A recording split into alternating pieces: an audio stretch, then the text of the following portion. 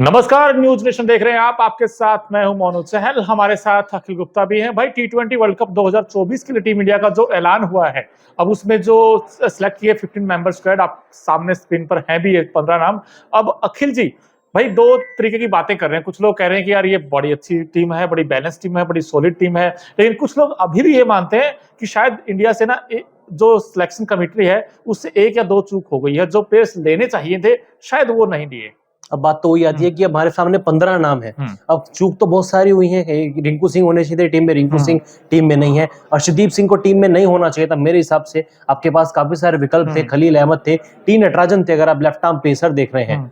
तो अर्शदीप सिंह इस टीम में नहीं होने चाहिए थे। खैर चहल की वापसी हुई जो कि बड़ा अच्छा लग रहा है। संजू सैमसन की वापसी हुई है जो कि अच्छी बात है। हार्दिक पांड्या वाइस कैप्टन, आपने उनको टीम का बना दिया, लेकिन आप किस बिना पर हार्दिक पांड्या को लेके जा रहे हैं मुझे समझ में नहीं आ रहा। चलिए हार्दिक उनकी कप्तानी हटा दीजिए मुंबई की ओर से, लेकिन उनका खुद का परफॉर्मेंस कैसा है? इंडिविजुअल परफॉर्मेंस मैटर करता है। ना उनका बल्ला चला है, ना उनकी बॉलिंग चली है, विकेट्स बिल्कुल ले नहीं पा रहे हैं। इकोनॉमी 12 को टच कर रही है। 12 को टच कर रही है। किस बिना पे आपने उनको वर्ल्ड कप की टीम में लिया? सिर्फ अनुभव के तौर पे?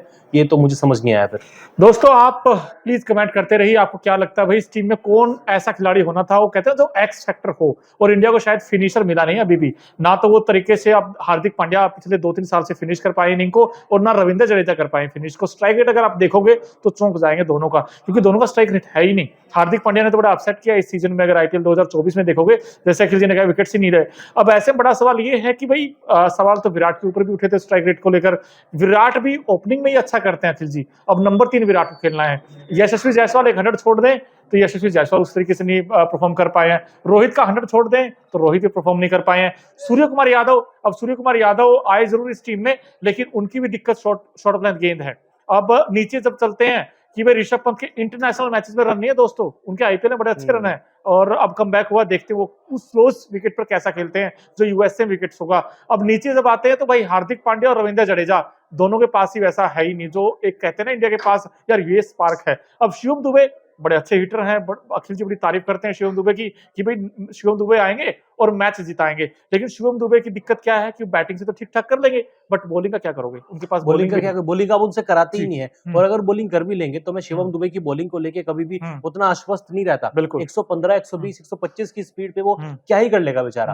आप हार्दिक पांड्या को देखिए, वो बॉलिंग करते हैं, उनके विकल्प के तौर पर शिवम दुबे को तैयार किया जा रहा है, लेकिन विकल्प तो आप तब तैयार करोगे ना जब शिवम दुबे से आप बॉलिंग कराओगे। अब शिवम दुबे से आप बॉलिंग ही नहीं करा रहे हो। सीएसके का मैनेजमेंट जब आपको पता, चलिए सीएसके की वो अगली अपनी टीम के बारे में सोचेंगे, वर्ल्ड कप के बारे में क्यों सोचेंगे? वो इंपैक्ट प्लेयर के तौर पे शिवम दुबे को खिला रहे हैं, उन्होंने परफॉर्म भी किया है। 350 रन बना चुके हैं, स्ट्राइक रेट अव्वल दर्जे का, औसत धमाकेदार रन, हर मैच में बंदा फिनिशर के तौर पे आ रहा है, लंबे लंबे छक्के लगा रहा है, लेकिन बॉलिंग नहीं कर रहे हैं। दूसरी बात, अक्षर पटेल आपने टीम में लिया है, लेकिन आप तरजीह किसको देंगे? आप रविंद्र जडेजा को देंगे। हालांकि अगर इस स्क्वाड में से मुझे प्लेइंग 11 चुननी पड़े, मैं हर बार अक्षर पटेल को पहले प्राथमिकता दूंगा, क्योंकि इस तरह के विकेट्स पे वो बॉलिंग अच्छी करेंगे। स्पिन फ्रेंडली विकेट होने वाले, स्लो विकेट होने वाली हैं, खासतौर पे वेस्ट इंडीज में और यूएसए में।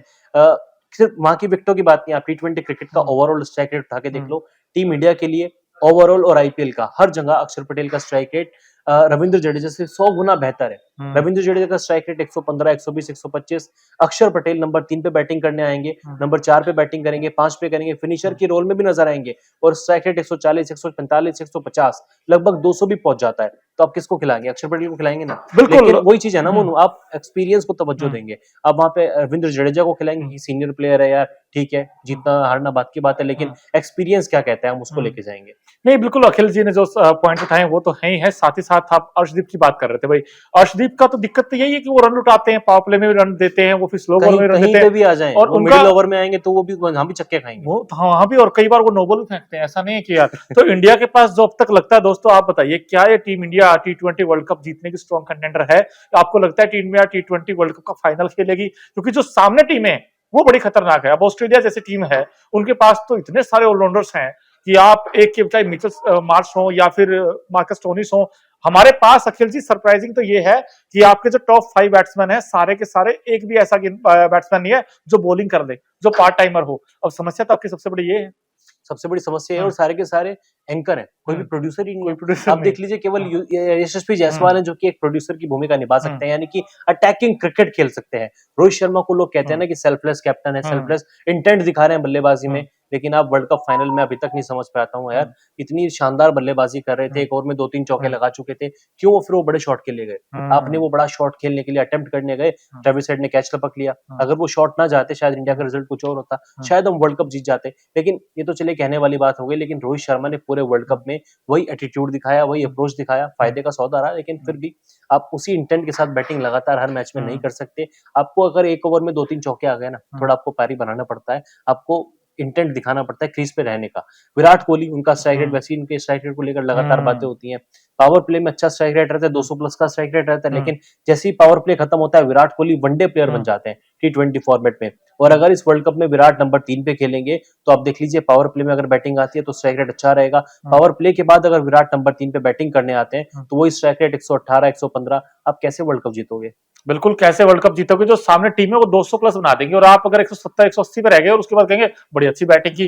काहे की बैटिंग की भाई? आपने 160 मैच हारे थे आप 10 विकेट से इंग्लैंड के साथ ही, 18 ओवर में 18 ओवर में आप मैच हार गए थे, पाकिस्तान से आप 10 विकेट से हार गए थे। आपका बॉलिंग भी कंसर्न है दोस्तों, क्योंकि सिराज के विकेट्स नहीं है ये आईपीएल चीज में। 2021 वाला वर्ल्ड कप, 2022 वाला वर्ल्ड कप हारने के बाद हमने हमेशा कहा कि हमारे पास फिनिशर नहीं था। हम एक ही ठीकरा फोड़ते रहे, हमारे पास फिनिशर नहीं है, धोनी चला गया, धोनी को ले आओ। यार अब तो आपके पास फिनिशर था ना, रिंकू सिंह था। आप उसको होने के बाद भी, पूरा साल खिलाने के बाद भी अब आपने उसको अचानक से बाहर कर दिया। वही दिक्कत है, क्योंकि आपने ग्रूम किया था किसी प्लेयर को, आपने आईपीएल उनका परफॉर्मेंस देखा था, आपने कहा कि यार ये तो 5 छक्के लगा देता है एक ओवर में। आपने फिर उनको इंटरनेशनल मैचेस में लेकर आए, तो जो आपने रिंकू सिंह से मांगा वो रिंकू सिंह ने दिया। लेकिन एट द एंड फाइनल मौके पर आपने क्या किया कि रिंकू सिंह को साइडलाइन कर दिया और उसकी जगह एक समय तो ऐसा भी था दोस्तों कि मैं और अखिल जी बहुत बार हम कहते थे अगर इंडिया का T20 वर्ल्ड कप स्क्वाड बनेगा ना, प्लेइंग 11 में रिंकू सिंह पक्का खेलेंगे। अब वो प्लेइंग 11 तो छोड़िए दोस्तों, 15 में भी नहीं है वो। कितनी आपने खुद हमारे लाइव देखे होंगे, पैकेजेस देखे होंगे, कितनी बहस मेरी मोनू से हुई है, मोनू की मेरे से हुई है। मतलब लड़ पड़ते थे हम कि यार अगर विराट जाएगा तो रिंकू नहीं खेल पाएगा, विराट को प्लेइंग 11 में कैसे फिक्स करें, विराट अगर ओपन करेगा तो यशस्वी नहीं खेलेगा, विराट नंबर 3 खेलेगा तो रिंकू नहीं खेलेगा। और अब शायद कहीं ना कहीं वही चीज भारी पड़ी है, यशस्वी खेल रहे हैं, आप यशस्वी को बाहर रख ही नहीं सकते थे। टॉप ऑर्डर में आपको एक लेफ्ट हैंडर प्लेयर चाहिए भी था। नहीं, पर अखिल जी मैं आपसे ये पूछना चाहता हूँ, जितने लोग इस वक्त हमारे साथ, भाई आप भी बताइए आपको क्या लगता है। मैं आपसे ही पूछ रहा था रिंकू सिंह क्यों बाहर हुए, सब सिंपल सा मुझे रीजन दे दो। वही चीज है ना, वही रह के पर एक ही बात निकल के सामने आती है कि पूरा जो क्राइटेरिया है सिलेक्शन का, वो आईपीएल है, इंडियन प्रीमियर लीग है। आईपीएल में रिंकू सिंह की बल्लेबाजी ही नहीं आई। अब उसमें केकेआर की गलती तो आप कहेंगे नहीं कि केकेआर ने उनको बल्लेबाजी के लिए ऊपर नहीं भेजा। अब उनका ऑलरेडी इतना अच्छा बैटिंग ऑर्डर है, सॉल्ट, नरेन, फिर वेंकटेश अय्यर, फिर कैप्टन श्रेयस अय्यर। अब वो अगर वर्ल्ड कप के हिसाब से सोचते तो रिंकू सिंह ओपन करने आते, उनको और मौका देते। लेकिन यार वो अपनी आईपीएल के बारे में सोचेंगे, उनको आईपीएल जीतना है केकेआर को, उसमें केकेआर की कोई गलती नहीं है। रिंकू सिंह की बल्लेबाजी ही नहीं आई, वो परफॉर्म कहां से करेंगे? हालांकि 9 मैचों में 8 पारियां, 123 रन, एवरेज 20.50 का है, स्ट्राइक रेट 150 का है। स्ट्राइक रेट को लेकर कोई इशू नहीं है, लेकिन आप 19वें 20वें ओवर में आएंगे, हर बार आप 5 छक्के 4 छक्के 6 गेंदों में 6 छक्के नहीं लगा सकते। वही चीज रिंकू सिंह के साथ देखने को। भाई जो अखिल जी बात कर, मुझे 2 चीजें समझ में आई है जैसे अखिल जी ने बातें की है। एक तो मुझे ऐसा लगता है जो T20 वर्ल्ड कप की टीम चुनी गई ना, ये लगता है ओडीआई की टीम है, जिसमें कि आप देखते होगे स्ट्राइक रेट अगर आप देखोगे तो, क्योंकि आज का जो मॉडर्न क्रिकेट है दोस्तों, यहाँ पे 220 भी सेफ नहीं है। किसी भी हम T20 देखते हैं, यहाँ तो 262 तक बन जाते हैं स्कोर। लेकिन मैं मानता हूँ कि वहां पे इंपैक्ट प्लेयर रूल नहीं होगा, वहां पर बाउंड्रीज काफी बड़ी होंगी, स्लो विकेट आएगा, थोड़ा सा फंस कर आएगा गेंद, बट तब भी आपको ऐसे मैच विनर तो चाहिए ना, क्योंकि आपकी टीम में अगर मैं देखता हूँ भाई नाम तो बहुत बड़े बड़े अखिल जी, ये पिछले हम 2007 में इंडिया चैंपियन बना था, उसके बाद तो बन ही नहीं पाया है। और पिछले अगर 2-3 साल अगर आप देखोगे उठाकर, तो रोहित नो डाउट बहुत बड़े प्लेयर हैं, लेकिन T20 वर्ल्ड कप परफॉर्मेंस अगर आप अखिल जी देखोगे बहुत ही खराब, औसत दर्जे का भी नहीं था, बहुत ही खराब था। मतलब रोहित शर्मा का एक इंटेंट होता था कि वो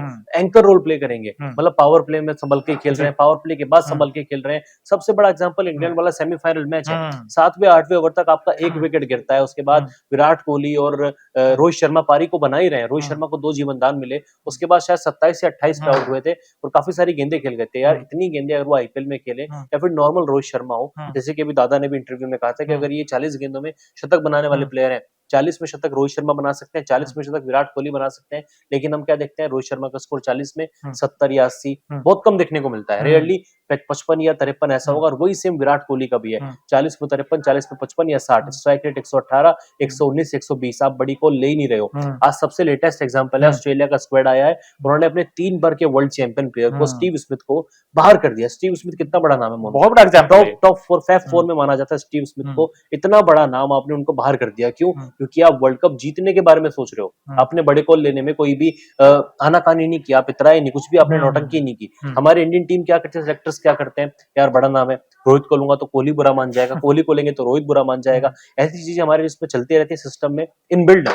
जब तक ये चीजें हटेंगी नहीं, हम वर्ल्ड कप नहीं जीत पाएंगे। नहीं, आपने एक चीज नोटिस की दोस्तों, आपने ऑस्ट्रेलिया की बात की अभी अखिल जी, तो ऑस्ट्रेलिया में किसी फॉर्मेट प्लेयर ने कहा था कि भाई हम जो टीम सेलेक्ट करते हैं ना, शायद उनका ये मानना है कि हम रोल के पॉइंट ऑफ व्यू से देखते हैं टीम, भाई इसका क्या रोल हो सकता है। जैसे मिच मार्श है कि वो बैटिंग भी करेंगे बॉलिंग भी करेंगे। हमारे इंडिया में दोस्तों होता क्या है कि अरे नाम पे जाते हैं, चलो विराट है यार, चलो रोहित है यार, नो डाउट बहुत बड़े प्लेयर हैं दोनों, हम ये नहीं कह रहे कि यार बेकार सिलेक्शन है या फिर इस तरीका, बट जो आपको लगता है ना कि यार करंट सिनारियो में आई थिंक रिंकू सिंह जैसा फिनिशर भाई मैंने देखा पिछले 2-3 सालों से। अखिल जी अगर आपने देखा हो तो आप नाम बता दीजिए ऐसा। अब आप खुद देखो ना यार, हमारा बैटिंग मुझे वो प्लेयर चाहिए जो 6 में 20 बना दे, ना कि मुझे वो चाहिए जो 13-14 में 20 बनाए। क्यों? ये तो मैं तो खुद ऐसा प्लेयर चाहता हूँ। और मैं लगातार ये बात, जब अफगानिस्तान सीरीज हुई थी और जब स्क्वाड आया था कि रोहित शर्मा आ गए, विराट कोहली आ गए, मुझे बड़ा बुरा लगा। हालांकि उस सीरीज में रोहित शर्मा का 100 आया, लेकिन पहले लगातार 2 डक भी आए थे, कप्तान भी वो टीम के थे। लेकिन पूरे साल, बल्कि साल भर भी कहा, आपने 14 महीने T20 वर्ल्ड कप सेमीफाइनल हारने के बाद हार्दिक पांड्या को कप्तान बनाया। पूरी यंग टीम आपकी खेल रहे हैं, ऋतुराज खेल रहे हैं, जायसवाल खेल रहे हैं,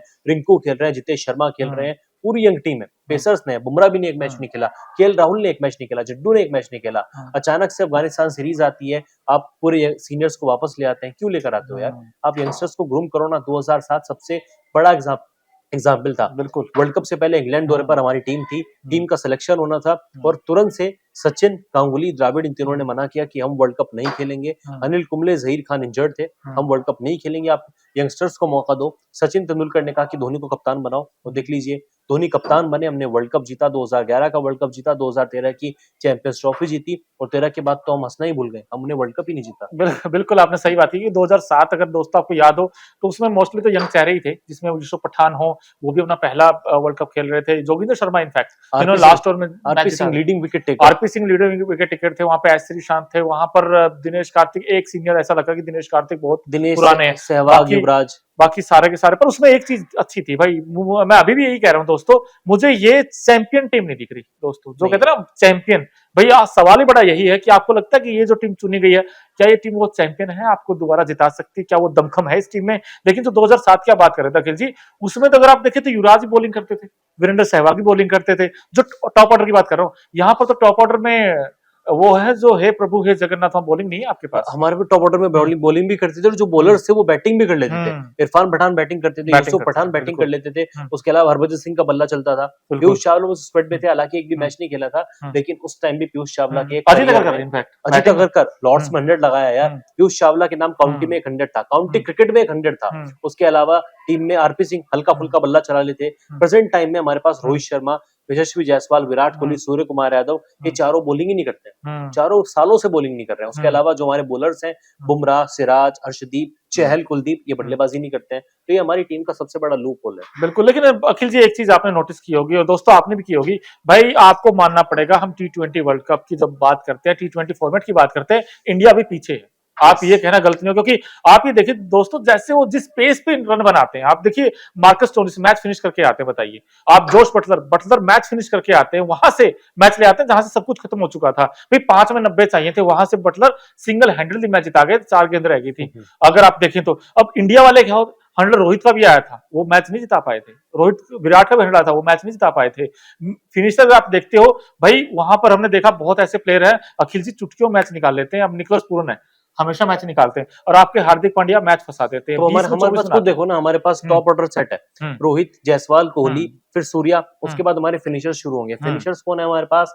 हार्दिक पांड्या, जिनका स्ट्राइक रेट बहुत ही खराब है, बल्ला चल ही नहीं रहा है। ऋषभ पंत, उनको लेकर उनको टीम में वापसी हुई है, लेकिन 2022 का वर्ल्ड कप खेले थे, 2021 का T20 वर्ल्ड कप भी खेले थे, क्या किया था? T20 जर्सी में जैसी वो आते हैं, इंडिया की जर्सी में, स्ट्राइक रेट ऋषभ पंत का भी काफी खराब हो जाता है। रविंद्र जडेजा नंबर 6 पे आएंगे, एक और हमारा फिनिशर है, स्ट्राइक रेट कैसा है? 125 से ऊपर उस बंदे का स्ट्राइक रेट ही नहीं गया, 115, 120, 118। यार आप चाह के भी मैच नहीं जीत सकते। और आपने 2022 में जो टीम चुनी थी ना दोस्तों, उसमें सिर्फ एक ही फर्क है टॉप ऑर्डर में, वही के वही बैट्समैन है सारे के सारे, बस केएल राहुल नहीं, इस बार कौन है? यशस्वी जायसवाल, बाकी वही बैटिंग लाइनअप है, रोहित, विराट, आपके ऋषभ पंत वही 2022 वाले मैं तो फिर कह रहा हूँ हार्दिक अच्छा तो पांड्या, अगर आईपीएल के बिना पे टीम चुनी डीके को चुन लेते, कम से कम फिनिशर तो है वो बंदा, मैच नहीं, फिनिश बट करके मेरा देता ये है, मानना स्ट्राइक अखिल जी, रेट भी आपकी अच्छा टीम है। ना, आप जब सिलेक्शन करते हो ना अखिल जी, आप ना डबल माइंड में रहते हो कि यार ओफ ये हो गया तो क्या होगा, अरे हमारे पास बॉलर नहीं है, अरे वही चीज हम कहीं फंस ना जाएं, हमारे पास चलो अक्षर को ले लेते हैं, बैटिंग भी कर लेगा और बॉलिंग भी कर लेगा, अरे चलो जडेजा को ले लेते हैं, पिक कर लेते हैं। भाई आप क्यों नहीं बोल्ड डिसीजन लेते, हमें क्यों नहीं आप 4 पेसर के साथ जाते हैं? भाई हम तो आउट एंड आउट आपके 4 पेसर होंगे हमारे पास, या हम आउट एंड आउट भाई हमारे पास धाकड़ बल्लेबाजी होंगे।